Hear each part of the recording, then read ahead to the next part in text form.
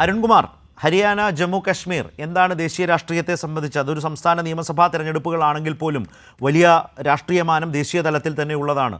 ഇരു സംസ്ഥാനങ്ങളിലും ഇപ്പോൾ CPIM മത്സരിച്ചിരുന്നു. അത് CPIM അവിടെ ഇന്ത്യ മുന്നണിയുടെ ഭാഗമായി തന്നെയാണ് മത്സരിച്ചിട്ടുള്ളത്. പക്ഷേ ആ ഇന്ത്യ മുന്നണി എന്ന ഒരു പൊതു രാഷ്ട്രീയ സംവിധാനത്തെ ആ നിലയിൽ കെട്ടി ഉയർത്തി പൊക്കിക്കൊണ്ടുവരാൻ മുഖ്യ പാർട്ടി എന്ന നിലയിൽ കോൺഗ്രസിന് ഹരിയാനയിൽ കഴിയാതെ പോയത് വളരെ അവരുടെ തന്നെ വലിയ പരാജയത്തിൻ്റെ ഏറ്റവും പ്രകടമായ ഉദാഹരണമായി മാറിയിട്ടുണ്ട്. പല അനുഭവങ്ങളും ഇപ്പോൾ വന്നുകൊണ്ടിരിക്കുന്നു, പലതും പല വിലയിരുത്തലുകൾ വരുന്നു.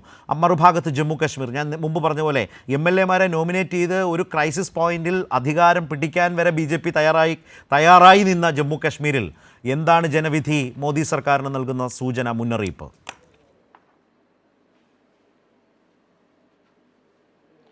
ഇപ്പോൾ തെരഞ്ഞെടുപ്പ് റിസൾട്ട് വന്നുകൊണ്ടിരിക്കുന്നു. ഏകദേശം പകുതിയോളം വോട്ടുകൾ എണ്ണി എന്നതാണ് മനസ്സിലാക്കുന്നത്. ഏതായാലും തുടക്കത്തിൽ കോൺഗ്രസിന് ഒരു മുന്നേറ്റമാണ് റിസൾട്ട് പുറത്തു വന്നത്. പക്ഷേ ഇപ്പോൾ BJP മുന്നിൽ കയറിയിരിക്കുന്നു. ഏതായാലും കഴിഞ്ഞ 10 വർഷത്തെ ഹരിയാനയിലെ BJP ഗവൺമെൻറ്റിൻ്റെ ഭരണത്തിനെതിരെ വലിയ ജനവികാരം അവിടെ ഉണ്ടായിരുന്നു എന്ന് തന്നെയാണ് ഈ തെരഞ്ഞെടുപ്പ് കാലത്ത് വന്ന വാർത്തകളിൽ നിന്നെല്ലാം നാം മനസ്സിലാക്കുന്നത്. പല സ്ഥാനാർത്ഥികൾക്കും ജനങ്ങൾക്കിടയിൽ ഇറങ്ങി പ്രചരണം നടത്താൻ പറ്റാത്ത ചില 1-2 സാഹചര്യങ്ങൾ കൂടി ചൂണ്ടിക്കാണിക്കുകയുണ്ടായി. അതോടൊപ്പം തന്നെ ഭരണവിരുദ്ധ വികാരം അതിശക്തമായിരുന്നു. കർഷക പ്രക്ഷോഭത്തിൻ്റെ ഒരു കേന്ദ്രമായിട്ടുള്ള ഹരിയാനയിൽ കർഷകർ ഇന്നും അനുഭവിച്ചുകൊണ്ടിരിക്കുന്ന ജീവൽ പ്രശ്നങ്ങൾ സജീവമായിട്ടുള്ള തെരഞ്ഞെടുപ്പ് വിഷയമായി ഇതിൽ ഉയർത്തിയിരുന്നു. അതുപോലെ തന്നെ തൊഴിലില്ലായ്മയുടെ രൂക്ഷമായിട്ടുള്ള സാഹചര്യങ്ങളെല്ലാം യുവജനങ്ങൾ തെരഞ്ഞെടുപ്പിൽ ഉയർത്തിയിരുന്നു. കാരണം അഗ്നിവീർ ഇതിൻ്റെയൊക്കെ ഭാഗമായിട്ട് ഏറ്റവും കൂടുതൽ പട്ടാളത്തിലേക്ക് ആളെ റിക്രൂട്ട്മെൻറ്റ് ചെയ്യുന്ന ഒരു സംസ്ഥാനം എന്ന രൂപത്തിൽ കേന്ദ്ര ഗവൺമെൻറ്റിൻ്റെ നയത്തിലുണ്ടായിട്ടുള്ള വ്യത്യാസം മൂലം തൊഴിലില്ലായ്മ രൂക്ഷമായതും പട്ടാളത്തിലെ ജോലി 4 വർഷമായി ചുരുക്കിയതിൻ്റെ ഭാഗമായിട്ട് യുവജനങ്ങളുടെ ശക്തമായിട്ടുള്ള പ്രതിഷേധമെല്ലാം ഈ തെരഞ്ഞെടുപ്പിൽ ഏറ്റവും സജീവമായിട്ടുള്ള ചർച്ചയായിരുന്നു എന്ന് നാം നേരത്തെ തന്നെ മനസ്സിലാക്കിയതാണ്. അത് വലിയൊരു വിജയമാക്കി മാറ്റാൻ കോൺഗ്രസിൻ്റെ നേതൃത്വത്തിൽ ഇന്ത്യ മുന്നണിക്ക് കഴിയുമായിരുന്നു, പ്രത്യേകിച്ച് കോൺഗ്രസിന്. കാരണം ആദ്യഘട്ടം മുതൽ തന്നെ ഈ ഭരണവിരുദ്ധ വികാരവും അതുപോലെ കർഷക സമരത്തിൻ്റെ അലയൊലികളും അതുപോലെ യുവജനങ്ങളുടെ പ്രതിഷേധവും തൊഴിലില്ലായ്മ ഉയർത്തിയ പ്രശ്നങ്ങൾ, രാജ്യത്ത് ഉയർന്നു വന്ന രാഷ്ട്രീയ വിഷയങ്ങളിലെല്ലാം ഹരിയാനയിലെ വോട്ടർമാരുടെ പ്രതികരണമെല്ലാം നമ്മൾ കണ്ടതാണ്. അപ്പോൾ അത്തരത്തിൽ ഒരു വലിയ വിജയമാക്കി മാറ്റാൻ BJPക്കെതിരായിട്ടുള്ള വോട്ടുകൾ ഭിന്നിച്ചു പോകാതെ ഒരു ക്രിയാത്മകമായിട്ടുള്ള നിലപാടെടുക്കുക എന്നതായിരുന്നു കോൺഗ്രസ് ചെയ്യേണ്ടത്. അപ്പോൾ ഘടകകക്ഷികളെല്ലാം വിശ്വാസത്തിലെടുക്കണമായിരുന്നു. ഇപ്പോൾ ഏറ്റവും അവസാനം 5 സീറ്റ് കൊണ്ട് ആപ്പ് ഒരു ഐക്യത്തിലേക്ക് വരും, ഒരു തെരഞ്ഞെടുപ്പ് സഖ്യത്തിലേക്ക് വരും എന്നുള്ള തരത്തിലേക്ക് തന്നെ വരികയും പ്രഖ്യാപനത്തിൻ്റെ അടുക്കൽ വരെ എത്തിയതാണ്. പിന്നെ ആ സഖ്യം തകർന്നു പോകുന്ന സാഹചര്യം ഉണ്ടായി. ഇൻഡിപെൻഡൻ്റ് ആയിട്ട് ആപ്പിൻ്റെ സ്ഥാനാർത്ഥികളെ പ്രഖ്യാപിച്ചു. അപ്പോൾ BJPക്കെതിരെ ഉയർന്നു വരാൻ സാധ്യതയുള്ള ഒരു ഐക്യനിരയും വോട്ടിംഗ് ശതമാനവും എല്ലാം ഭിന്നിച്ചു പോകുന്ന ഒരു സാഹചര്യമെല്ലാം നമ്മുടെ മുന്നിലുണ്ടായി. ഏതായാലും ഈ റിസൾട്ട് വലിയ തരത്തിൽ കോൺഗ്രസ് ഒരു പഠനം നടത്തേണ്ടതും അതുപോലെ തന്നെ പരിശോധന നടത്തേണ്ടതുമാണ്. പൂർണ്ണമായിട്ടുള്ള റിസൾട്ട് വന്നില്ലെങ്കിൽ പോലും വലിയ ആധികാരികമായിട്ടുള്ള വിജയം, ഒരു 3-2 ഭൂരിപക്ഷത്തോടെ ഹരിയാനയിലെ വിജയം എന്ന രൂപത്തിലാണ് കോൺഗ്രസ് ക്യാമ്പുകൾ വാർത്തകൾ കൊടുക്കുകയും ഇടപെടൽ നടത്തുകയും എല്ലാം ചെയ്തത്.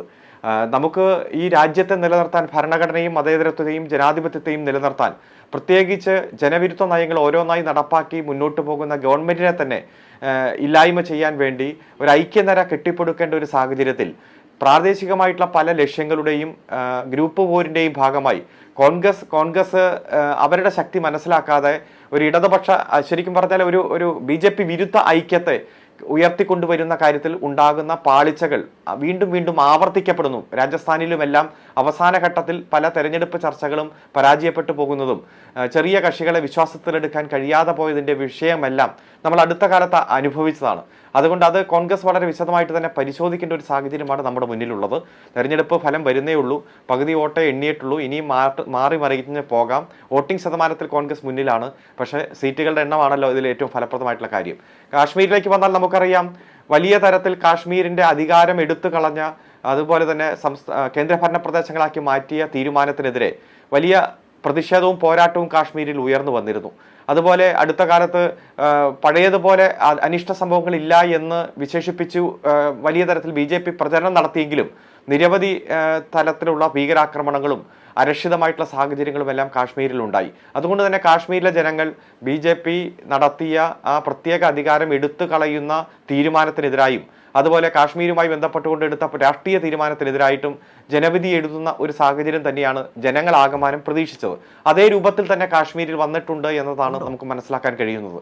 കാരണം BJP വലിയ തന്ത്രങ്ങൾ അവിടെ ഒരുക്കിയിരുന്നു. എങ്ങനെയെങ്കിലും കാശ്മീരിന്റെ ഭരണം പിടിക്കാൻ വേണ്ടി തന്നെയാണ് തെരഞ്ഞെടുപ്പ് യാതൊരു മാനദണ്ഡങ്ങളുമില്ലാതെ വൈകിപ്പിച്ച് പോയത്. അവസാനം പ്രത്യേക അധികാരവുമായി ബന്ധപ്പെട്ടുകൊണ്ടുള്ള സുപ്രീം കോടതിയുടെ വിധി വന്നു. അത് ശരിക്കും ഭരണഘടനാ വിരുദ്ധമാണ് ചെയ്തത് എന്ന് ബോധ്യപ്പെട്ടെങ്കിലും അത് ഗവൺമെന്റിന്റെ നയപരമായിട്ടുള്ള കാര്യമാണ്, സംസ്ഥാന പദവി തിരിച്ചു കൊടുക്കുമെന്ന് അണ്ടർടേക്ക് ചെയ്തിരിക്കുകയാണ് എന്ന രൂപത്തിലെല്ലാം നമ്മൾ ഒരു പരമോന്നത നീതിപീഠത്തിൽ നിന്ന് പ്രതീക്ഷിക്കുന്ന വിധിയേക്കാൾ മോശമായിട്ടുള്ള, അല്ലെങ്കിൽ അത് ശരിക്കും ഭരണഘടനയെ വ്യാഖ്യാനം ചെയ്യാത്ത തരത്തിലുള്ള ഒരു വിധി വന്നത് നമ്മുടെ മുന്നിലുണ്ട്. പക്ഷേ ആ സാഹചര്യത്തിലെല്ലാം കാശ്മീർ ജനതയുടെ ഒരു ആശങ്ക നന്നായി തന്നെ ഈ തെരഞ്ഞെടുപ്പിൽ വോട്ടായിട്ട് മാറിയിട്ടുണ്ട്. കാശ്മീരിൽ കോൺഗ്രസ് നേതൃത്വത്തിലുള്ള ഇന്ത്യ മുന്നണി ഭൂരിപക്ഷത്തിലേക്ക് വരുന്ന ഒരു സാഹചര്യമാണ് നമ്മൾ മനസ്സിലാക്കുന്നത്. ഏതായാലും തെരഞ്ഞെടുപ്പ് പൂർണ്ണമായിട്ട് വരുമ്പോൾ കൂടുതൽ മെച്ചപ്പെട്ടൊരു വിജയം തന്നെ അവിടെ വരും എന്ന് പ്രതീക്ഷിക്കുന്നു. ഇത് ദേശീയ രാഷ്ട്രീയത്തിൽ എന്തായാലും ചലനമുണ്ടാക്കും. കാരണം ഹരിയാന എന്ന് പറയുന്ന പ്രദേശം ഡൽഹി രാഷ്ട്രീയവുമായിട്ട് വളരെ അടുത്തു കിടക്കുന്നു. കാശ്മീരുമായി ബന്ധപ്പെട്ടുകൊണ്ട് ഏറ്റവും വലിയ രാഷ്ട്രീയ തീരുമാനം ഞങ്ങൾ എടുത്തു. അത് തന്നെയാണ് ഞങ്ങൾ ഇനി ഭാവിയിൽ നടപ്പാക്കാൻ പോകുന്നത്. 400+ സീറ്റിലേക്ക് ഞങ്ങൾ വന്നാൽ ഞങ്ങൾ നടപ്പാക്കാൻ പോകുന്ന നയങ്ങളും നിയമങ്ങളും ഇന്ന രൂപത്തിലാണ് എന്ന രൂപത്തിലുള്ള വലിയ ഭീഷണി ഈ ലോക്സഭാ തെരഞ്ഞെടുപ്പിന്റെ സമയത്തും നിലനിന്നിരുന്നു. അപ്പോൾ ആ ഒരു തീരുമാനം നടപ്പാക്കാൻ അവർക്കത്ര ഭൂരിപക്ഷം കിട്ടിയില്ല. 2 ഘടകകക്ഷികളുടെ പിന്തുണയോട് മാത്രം മോഡി സർക്കാർ അധികാരത്തിൽ വരുന്ന സാഹചര്യമുണ്ടായി. പക്ഷെ കാശ്മീരിന്റെ ഒരു റിസൾട്ടും ഏകപക്ഷീയമായിട്ടുള്ള തീരുമാനങ്ങൾ എടുത്തുകൊണ്ട് BJP ഗവൺമെന്റിന് മുന്നോട്ട് പോകാൻ കഴിയില്ല. ഇപ്പൊ ഒരേ രാജ്യം ഒരേ തെരഞ്ഞെടുപ്പ് എന്ത് വന്നാലും ഞങ്ങൾ അടിച്ചേൽപ്പിക്കും എന്നെല്ലാം കഴിഞ്ഞ ആഴ്ചകളിൽ വാർത്ത വരുന്ന സാഹചര്യമുണ്ടായി. അതുകൊണ്ട് ഇവിടെ ജനാധിപത്യത്തിന്റെ വിജയം, അതുപോലെ ഭരണഘടനയും മതനിരപേക്ഷതയും എല്ലാം സംരക്ഷിക്കുന്ന തരത്തിലുള്ള ഒരു റിസൾട്ടാണ് കാശ്മീരിൽ നിന്ന് പുറത്തു വരുന്നത്. ഹരിയാനയിൽ നിന്നും ഇപ്പോൾ മാറി മറിഞ്ഞ് നിൽക്കുന്നുണ്ടെങ്കിലും നമ്മൾ അതിൻ്റെ ഒരു അന്തിമ റിസൾട്ടിലേക്ക് വരികയാണ്. ഏതായാലും ദേശീയ രാഷ്ട്രീയത്തിൽ അതൊരു ചലനമുണ്ടാക്കുന്ന തരത്തിലേക്ക് മാറുമെന്ന് തന്നെയാണ് പ്രതീക്ഷിക്കുന്നത്.